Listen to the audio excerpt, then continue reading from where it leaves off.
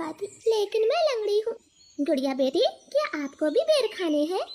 हाँ मम्मा, मेरा दिल तो बहुत है, मगर मैं लंगड़ी हूँ। मेरी बेटी लंगड़ी है तो क्या हुआ, उसकी माँ तो स्वस्थ है। चलो आज मैं आपको बेरी के पेड़ पर ले जाती हूँ। आप भी जग्गू कुक्कू की तरह डाल पर बैठकर खूब बेर खाना। अब जल्दी चलो। फिर एक टोकरी में गुड़िया को बिठाकर मम्मा चिड़िया भी घर से बाहर चली जाती है। खट्टा मीठा बेर है, दिल कर रहा है इसकी गुठली भी खा जाऊं। नहीं जग्गू, गुठली नहीं खाना, बेर बहुत है, तुम बेर को ही खाओ। मैं तो कुछ बेर अपने घर भी लेकर जाऊंगा। कोको दोस्त, वो देखें, आपकी मम्मा भी इसी तरफ आ रही है, शायद उन्हें भी खट्टे मीठे बेर खाने होंगे।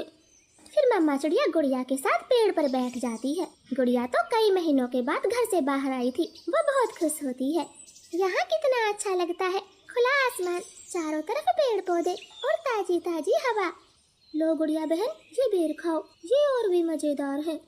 ऐसे वो तीनों गुड़िया को बेर तोड़ तोड़ कर खिलाते हैं। दूर छिपी हुई बुरी चील उन पर नजर रखे हुई थी। अरे वाह, एक साथ चार चार शिकार है, किसी एक का खात्मा तो हो ही जाएगा, बड़ी तेज भूख लगी है। फिर वो बुरी चील धीरे धीरे बेरी के पेड़ तक पहुंच जाती है और एकदम से उन्हें घेर लेती। जग्गू और कुक्कू तो डर के मारे मम्मा चिड़िया के पीछे छिप जाते हैं। सब ऐसे ही खड़े रहो, अगर एक भी भागा तो कच्चा चबा जाऊंगी, बड़ी तेज भूख लगी है मुझे। नाना चील जी, हमें जाने दे, हमारी जान बख्श दे, छोटे बच्चों पर रहम करें। नाना चिड़िया, किसी एक को तो अपना शिकार बनाकर ही खाऊंगी।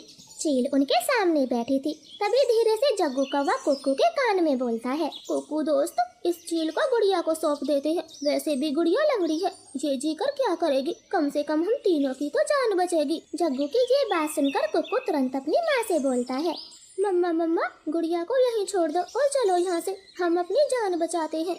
हाँ भाई, ये भी ठीक है, मेरा काम इस लंगड़ी चिड़िया से ही चल जाएगा, तुम सब चले जाओ। चील ने इतना कहा ही था कि तभी रानो चिड़िया जोर से चील को धक्का मारती है और पेड़ से नीचे गिरा देती। जग्गू कुक्कू, गुड़िया को साथ लेकर यहाँ से भाग जाओ, मैं इस चील को आपके पीछे नहीं आने दूंगी, बेटा जल्दी से भागो यहाँ से। इतना कहकर रानो चील पर हमला कर देती है और जग्गू और कुक्कू टोकरी लेकर वहाँ से भाग जाते हैं। चिड़िया और चील में काफी देर तक लड़ाई होती है और आखिर में चील रानो को जान से मार देती है। मरगी, छोटी चिड़िया मरगी, मुझसे लड़ने चली थी, अब तेरा मांस में मजे से खाऊंगी। कुक्कू भाई, मम्मा अभी तक घर नहीं आई। मम्मा को चील ने मार दिया है, वरना वो अब तक आ जाती, क्या जरूरत थी मम्मा को वहाँ ले जाने की। भाई, अगर हम वहाँ न होते तो वो बुरी चील आपको खा जाती, आप ऐसा क्यों बोलते हो?